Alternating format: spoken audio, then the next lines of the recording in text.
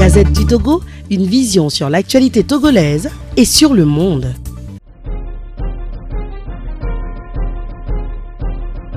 Métropolitain de Lomé. Excellence, Monseigneur Philippe Fanoko Kodjo, archevêque émérite de Lomé. Messieurs les présidents et membres du jury, honorable professeur Noubouko Fidèle, qui est resté fidèle à cette émission,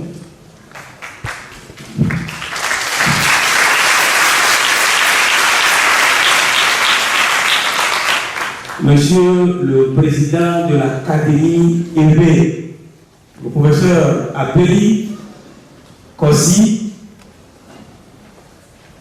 s'il vous plaît, la salle est bien avoir de toutes les questions. C'est la première fois qu'il est au milieu de nous.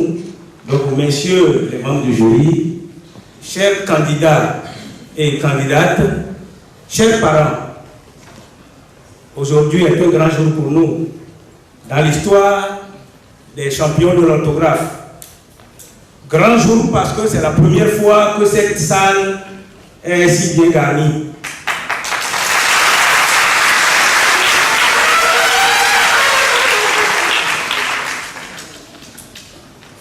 Nous remercions d'avance les chefs d'établissement qui ont bien voulu envoyer ici aujourd'hui leurs élèves en grand nombre pour participer à cette compétition d'orthographe et de maîtrise de langue. Je voudrais particulièrement dire merci aux proviseurs du lycée Tokon Est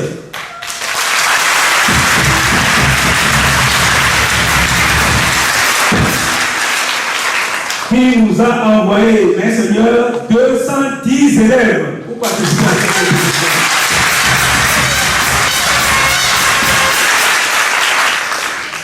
Merci également au directeur du CEG Tokon Liti qui, de son côté, en a envoyé 160.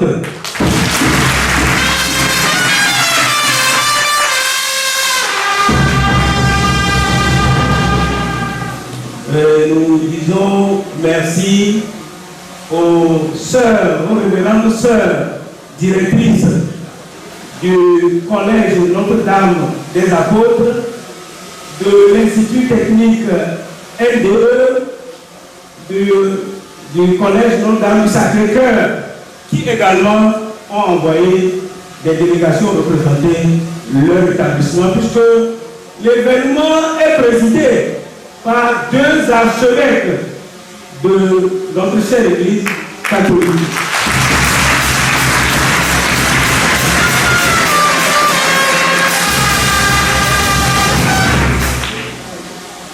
Eh bien, merci pour les journalistes qui sont ici en grand nombre et particulièrement au directeur de la Gazette qui est ici pour diffuser en direct cette émission. Merci.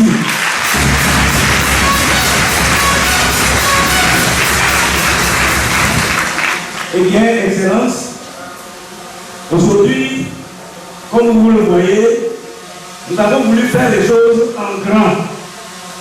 Les faire de telle sorte pour marquer l'esprit de tous ceux qui ont fait le déplacement de cette salle, pour qu'ils puissent noter l'ampleur de cet événement, son importance, et ainsi, désormais, y participer régulièrement.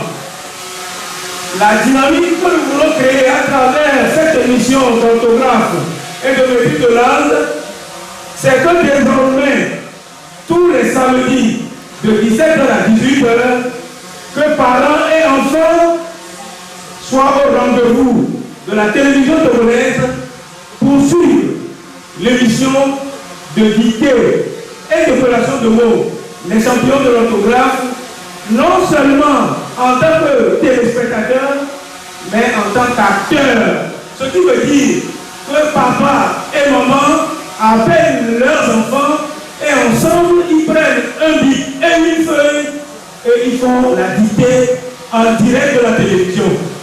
Pendant qu'il y a des candidats en salle en train de le faire, papa et maman invitent leurs enfants autour de la table dans leur salon à faire cette dictée. C'est un exercice d'entraînement pour les parents et les enfants, afin que chacun puisse améliorer ses connaissances en matière orthographique et pourquoi pas en matière de maîtrise de langue. Bien parler, bien communiquer, c'est très important lorsqu'on est dépositaire d'une connaissance quelconque, scientifique ou de je ne sais quel autre genre. Lorsqu'on n'a pas la maîtrise de la langue, malheureusement on a des difficultés pour communiquer sa pensée à l'autre.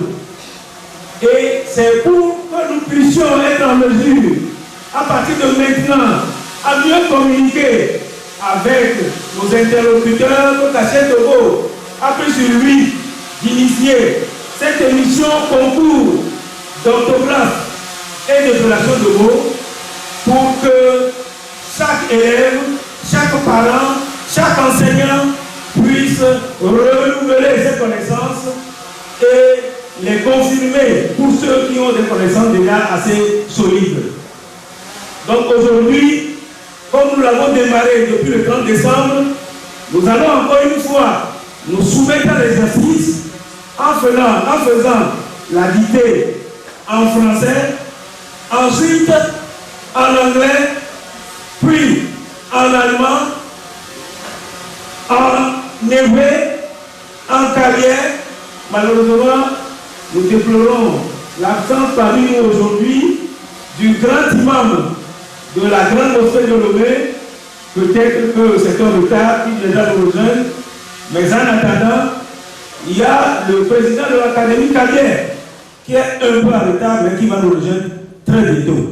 Et donc, mesdames et messieurs, nous allons pouvoir faire la dictée dans nos langues maternelles.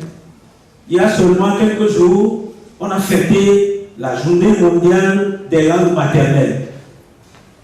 Nous nous sommes trouvés fiers d'avoir initié une pareille initiative et d'avoir commencé à faire la dictée en carrier et en hébreu avant que ce grand jour n'arrive.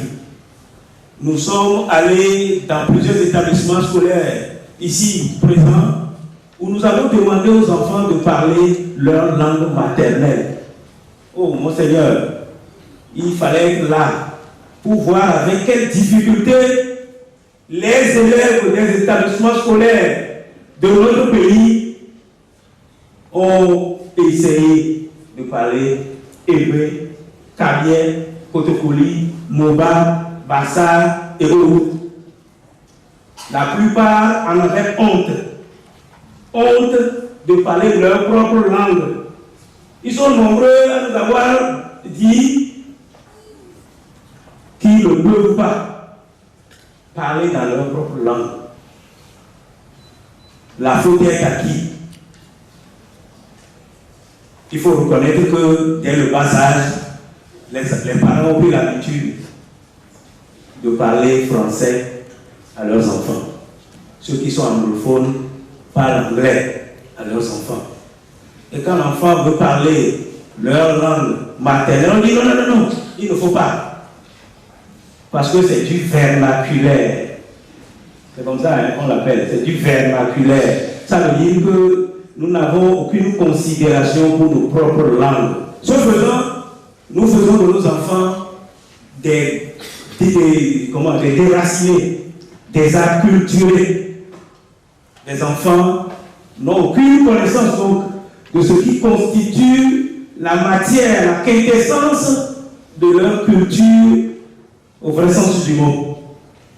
Quand on est togolais, originaire du sud, et qu'on ne peut pas parler hébreu, tout au moins mina ou quin, comme on dit, c'est un problème. Si on ne peut pas parler wati, avec fierté, mais ça pose problème. Que je sois Kotokoli, que je ne puisse pas parler Kotokoli, ou bien que j'ai honte de parler Kotokoli,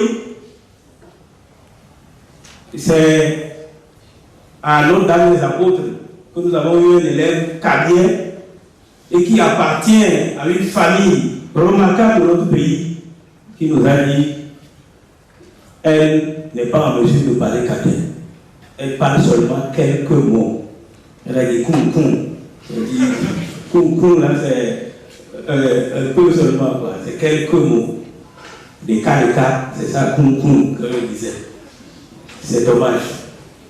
Et donc le défi que nous voulons relever à travers cette initiative, c'est que désormais nos enfants, tous ceux qui participent à cette compétition, puissent faire l'effort lorsqu'ils sont kabiens de pouvoir faire la dictée en kabien et de venir devant ici entretenir le public sur un thème donné en kabien.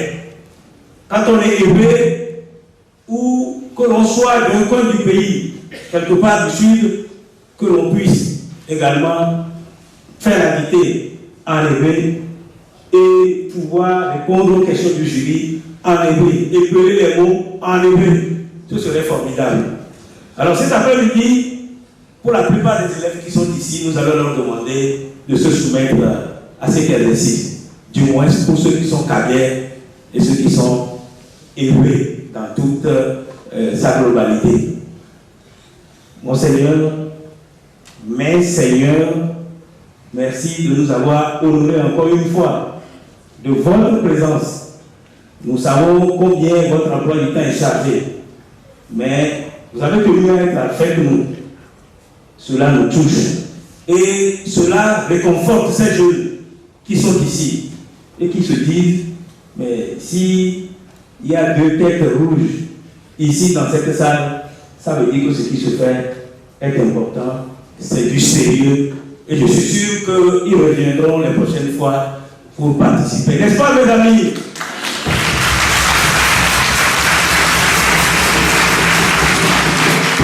Je vais terminer, j'aurais aimé dire beaucoup davantage de choses, mais je vais terminer très rapidement pour répondre à ceux qui nous attaquent régulièrement sur les réseaux sociaux,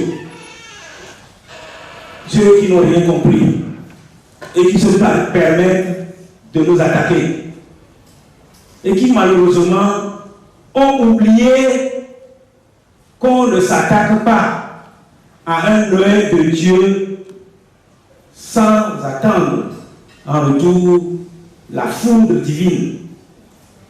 Quand vous attaquez un Noël de Dieu, quelqu'un qui est béni de Dieu, au nom de Dieu, exerce une fonction religieuse, surtout, attention, quand vous vous amusez à l'attaquer, lui ne dira peut-être rien, mais la foudre tombera sur vous, de la part de celui qui l'a oint spécialement. Et c'est dommage qu'au moment où nous nous battons pour aider les élèves, étudiants, enseignants togolais à améliorer leurs connaissances en matière d'orthographe et de langue, que certains puissent se permettre de nous attaquer et de nous traiter d'escrocs en col blanc, en associant l'archevêque émérite. Archevêque, on a ajouté émérite. Si on avait le temps, Monseigneur Denis Amboussou-Diakba vous aurait expliqué ce que c'est un archevêque émérite.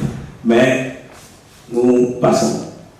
C'est sur les réseaux sociaux qu'on nous attaque, qu'on nous dit nous sommes en train d'arnaquer les élèves, les parents, les chefs d'établissement en demandant aux enfants de s'inscrire pour participer à cette compétition. Est-ce que nous sommes les premiers à organiser un concours et à demander à ce que les gens s'inscrivent en payant? Est-ce que la salle dans laquelle nous nous trouvons ne demande pas un cours? Regardez autour de vous le nombre de caméras que vous avez. Vous avez vu une machine survoler la salle tout à l'heure. Vous savez ce que c'est? C'est des investissements. Mais derrière ces machines, il y a des hommes qui les manipulent. Vous pensez qu'ils n'ont pas droit à un petit quelque chose après avoir rendu ce service? Vous avez vos parents qui sont venus ici pour officier les différentes épreuves en tant que président ou membre de jury. Vous pensez qu'il faut qu'ils se déplacent pour rien et qu'ils rentrent à la maison produit? Tout cela a un coût. Lorsque tout à l'heure vous allez faire la dictée, il y a des enseignants qui vont les corriger afin que vous puissiez très rapidement avoir les résultats avant qu'on ne se sépare. Ça aussi a un coût. Alors si nous évaluons tout cela, qui les paiera? Tout à l'heure, j'avais voulu que les preuves soient données ici devant vous tous et que je puisse demander à un candidat, à un tout jeune de venir lire sur mon portable combien se sont testés, combien ils ont payé. Au total, nous avons 121 000 francs CFA pour les inscriptions. Nous avons été obligés, attention, quand je dis 121 000 francs CFA pour les inscriptions, c'est depuis que nous avons lancé cette affaire en 2018, jusque-là. Tout ce que les gens ont payé, cumulé, ça ne fait que 121 000 francs CFA. Vous pensez qu'avec 121 000 francs, on peut organiser cet événement? Nous avons demandé aux chefs d'établissement, ceux que j'ai cités tantôt, de nous envoyer leurs enfants gratuitement pour que la salle soit remplie. Les 210 qui sont venus du CEG, du lycée Thomas S, les 160 de Witi, et il y a des établissements où nous avons même dit que c'est gratuit, que les enfants viennent, mais qui ne les ont pas envoyés. Malheureusement, c'est des établissements catholiques. Mesdames et messieurs, nous rencontrons beaucoup de difficultés dans cette aventure, mais il y a une raison profonde qui nous pousse à continuer. Tant vaut l'école, tant vaut la nation. C'est pour cela que nous